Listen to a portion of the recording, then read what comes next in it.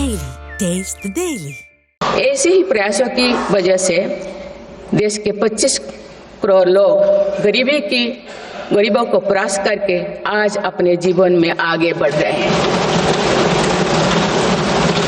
इन्होंने new middle class का एक ऐसा समूह तैयार किया है जो भारत की ग्रोथ को नई ऊर्जा से भर रहा है। माननीय सदस्यगण, भारत जैसे देश की आर्थिक उन्नति मध्यम वर्ग मिडिल क्लास की आकांक्षाओं और उनकी पूर्ति से परिभाषित होती है। मध्यम वर्ग जितने बड़े सपने देखेगा, देश उतने ही ऊंचा उड़ान भरेगा। मेरे सरकार ने मुक्त स्वर से मध्यम वर्ग के योगदान को न केवल स्वीकारा है, बल्कि हर मौके पर उसे सराहा भी है।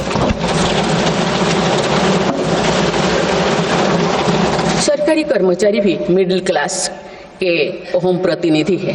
हाल ही में मेरी सरकार ने सरकारी कर्मचारियों के कल्याण के लिए 8वें वेतन आयोग के गठन का निर्णय लिया है। ये निर्णय आने वाले वर्षों में सरकारी कर्मचारियों के वेतन में बड़ी वृद्धि का आधार बनेगा। केंद्र सरकार के लाखों कर्मचारियों का यूनिफाइड पेंशन स्कीम के तहत 50% सुनिश्चित पेंशन देने का निर्णय भी लिया गया है, जिसका व्यापक स्वागत हुआ है। मध्यम वर्ग का अपने घर का सपना पूरा करने के लिए भी मेरी सरकार प्रतिबद्ध है। रेरा जैसे कानून बनाकर मध्यम वर्ग के सपने को सुरक्षा दी गई है। घर के लिए लोन पर सब्सिडी दी जा रही है। उड़ान योजना ने लगभग 1.5 करोड़ लोगों का हवाई जहाज में उड़ने का सपना पूरा किया गया है। जन औषधि केंद्रों में 80% रियायती दरों पर मिल रही दवाओं से देशवासियों की 30,000 करोड़ रुपये से ज़्यादा बचे हैं। हर विषय की पढ़ाई के लिए सीटों की संख्या में भी कई गुना बढ़ोतरी का बहुत लाभ मध्यम वर्ग को मिला है। राष्ट्र निर्माण में करदाता के योगदान को मेरी सरकार ने सम्मान देते हुए टैक्स से जुड़े मसलों को आसान किया है। टैक्स विवादों को कम करने के लिए फेसलेस मूल्यांकन की शुरुआत कर पारदर्शिता बढ़ाई गई है। आप देश में 75 वर्ष से अधिक उम्र के वरिष्ठ नागरिकों को जिन्हें सिर्फ पेंशन मिलती है, आयकर रिटर्न दाखिल करने के संबंध में स्वयं निर्णय लेने का अधिकार दिया गया है। माननीय सदस्यगण, मेरी सरकार महिलाओं के नेतृत्व में देश को सशक्त बनाने में यानी ह्यूमन लेड डेवलपमेंट में विश्वास करती है। नारी शक्ति बंधन अधिनियम के द्वारा लोकसभा और विधानसभा में महिलाओं के लिए आरक्षण इस दिशा में एक महत्वपूर्ण कदम है। राष्ट्रीय ग्रामीण आजीविका मिशन के तहत 91 लाख से अधिक स्वयं सहायता समूहों को सशक्त किया जा रहा है। देश की 10 करोड़ से भी अधिक महिलाओं को इसके साथ जोड़ा गया है। इन्हें कुल 9 लाख करोड़ रुपये से अधिक की राशि बैंक लिंकेज के माध्यम से वितरित की जाएगी। मेरी सरकार का लक्ष्य देश में 3 करोड़ लखपति दीदी बनाने का है। आज 1 करोड़ 15 लाख से भी अधिक लखपति दीदी एक गरिमामयी जीवन जी रहे हैं। इनमें से लगभग 50 लाख लखपति दीदी बीते 6 महीने में बनी है। ये महिलाएं एक उद्यमी के रूप में अपने परिवार के आय में योगदान दे रहे हैं। इंश्योरेंस फॉर ऑल की भावना के साथ कुछ महीने पूर्व ही बीमा सखी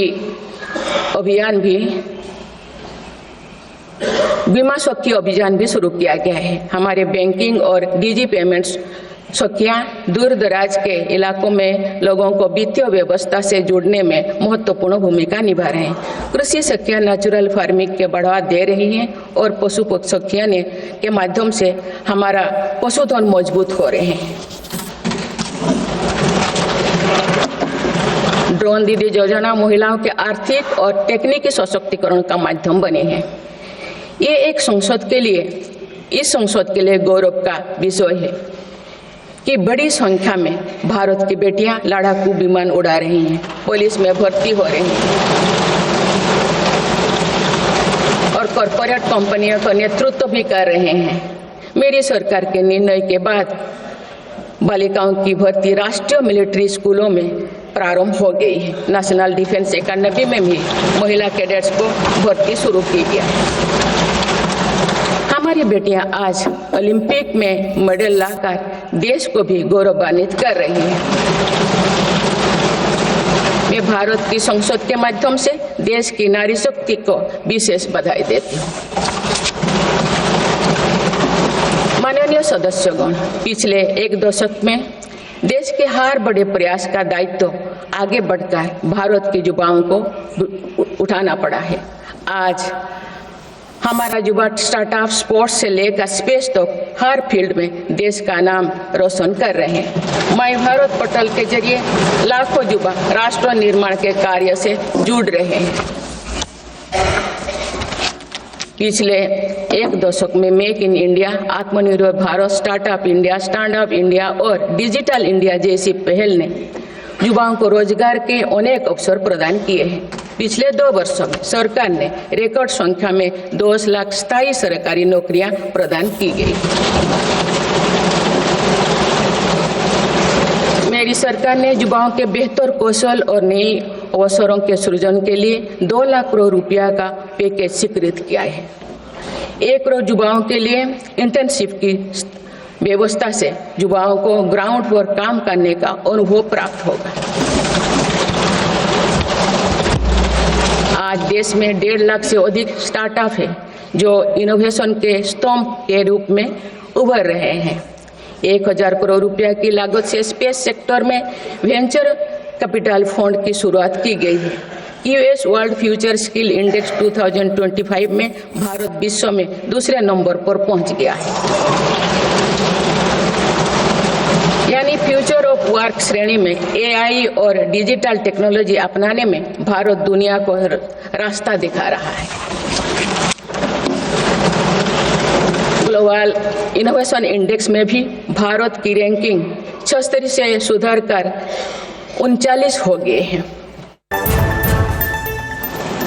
माननीय सदस्यगण, मेरी सरकार ने देश में विश्व स्तरीय स्पोर्ट्स वातावरण बनाने की दिशा में खोले खेलो India scheme, target Olympic podium scheme यानी स्टॉप्स राष्ट्रीय स्पोर्ट्स यूनिवर्सिटी स्थापित करके देश को आगे कदम बढ़ाए हैं। दिव्यांग के लिए ग्वालियर में विशेष खेल केंद्र खोला गया है। भारत की टीमों में चाहे ओलंपिक हो या फिर पैरालंपिक, हर जगह बेहतरीन प्रदर्शन किया गया है। हाल ही में विश्व शतरंज चैंपियनशिप में भी भारत ने अपना परचम लहराया है। फिट इंडिया मूवमेंट चलाकर हम सशक्त युवा शक्ति का निर्माण कर रहे हैं।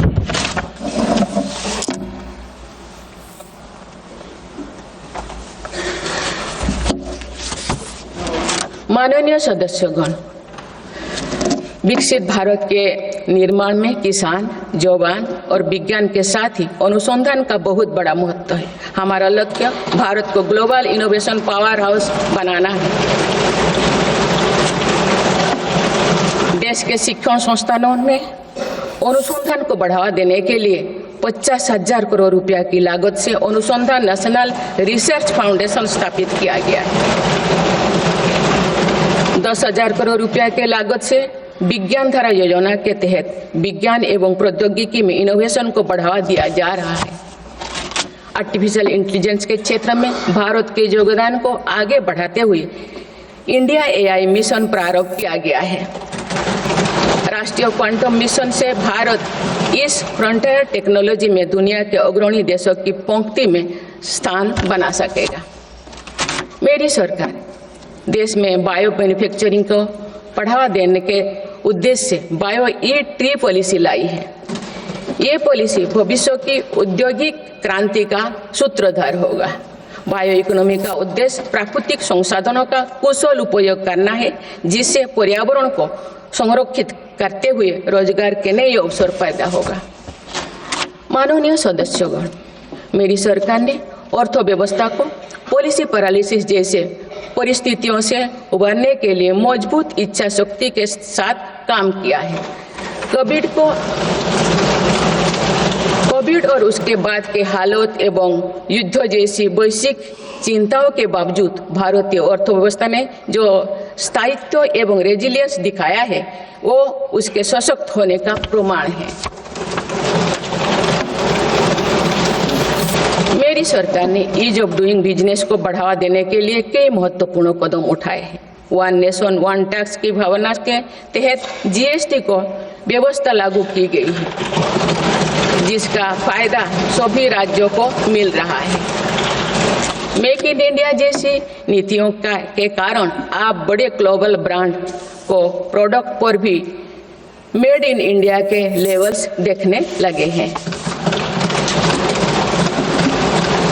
माननीय सदस्यगण, भारत के छोटे व्यापारी गांव से लेकर शहरों तक हर जगह आर्थिक प्रगति को गति देते हैं। मेरी सरकार छोटे उद्यमियों को अर्थव्यवस्था की रीढ़ मानते हुए उन्हें स्वरोजगार के नए अवसर दे रही है। एमएसएमई के लिए क्रेडिट गारंटी स्कीम और ई कॉमर्स एक्सपोर्ट हब्स सभी प्रकार के उद्योगों को बढ़ावा दे रही है।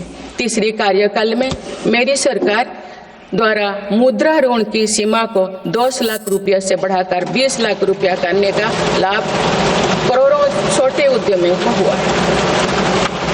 मेरी सरकार ने क्रेडिट एक्सेस को आसान बनाया है।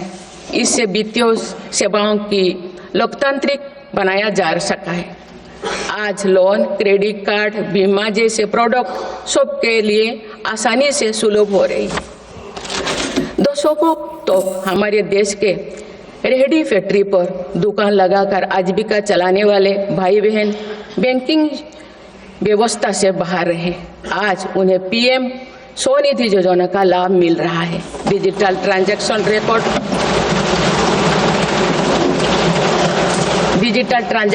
रिकॉर्ड के आधार पर उनको बिजनेस बढ़ाने के लिए और लोन मिलता है। ओएनडीसी की व्यवस्था ने डिजिटल कॉमर्स यानी ऑनलाइन शॉपिंग की व्यवस्था को समावेशी बनाया है। आज देश में छोटे बिजनेस को भी आगे बढ़ाने का समान अवसर मिल रहा है। माननीय सदस्यगण, मेरी सरकार ने 10 वर्षों में प्रगति के जो नए अध्याय लिखे हैं उनमें से एक स्वर्णिम सोपान भारत को डिजिटल क्रांति का भी है। आज भारत टेक्नोलॉजी के फील्ड में एक प्रमुख ग्लोबल प्लेयर के रूप में अपनी उपस्थिति दर्ज करवा रहा है। दुनिया के बड़े देशों के साथ ही भारत में 5G सर्विसेज की शुरुआत इसका एक बड़ा उदाहरण है। भारत की यूपीआई टेक्नोलॉजी की सफलता से दुनिया के कई विकसित देश भी प्रभावित हैं। आज 50% से ज्यादा real time digital transaction Bharat में हो रहा है। मेरी सरकार ने डिजिटल टेक्नोलॉजी को सामाजिक न्याय और समानता के एक टूल के तौर पर इस्तेमाल किया है। डिजिटल पेमेंट कुछ लोगों या कुछ वर्गों तक सीमित नहीं है। भारत में छोटे से छोटा दुकानदार भी इस सुविधा का लाभ उठा रहे हैं।